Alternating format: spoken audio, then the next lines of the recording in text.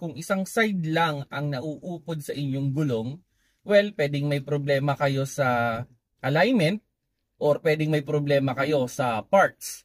Kung sa parts yan, pwedeng may problema yung inyong shock mounting, ball joint, o yung tie rod. So, yan yung posibleng yung i-check dyan. Pwede rin pala, wheel bearing. So, kung sakaling mang medyo hindi pantay, isang side lang, so yan yung mga dapat ninyong ipa-check pagdating sa parts.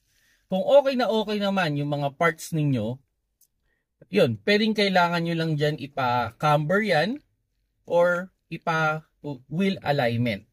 So, yan naman yung gagawin ninyo kung sakali, no? Much better yan, dalhin nyo kaagad sa mga repair shop, yung mga especially sa under chassis, para ma-check nila. At yun, check nyo na rin yung yung alignment. Normally alignment lang naman ang kailangan ina-adjust lang naman yung tie rod niyan. So ilalagay lang naman sa machine yan. Then i-check nila kung tama ba yung alignment, kung nakatama ba yung camber. Then kung sakali, need lang i-camber or need lang i-alignment. Pero pa-check nyo muna din yung mga parts para sigurado rin, para isang gawa. Kung may problema sa parts, papalitan na ninyo yung parts na kailangan palitan.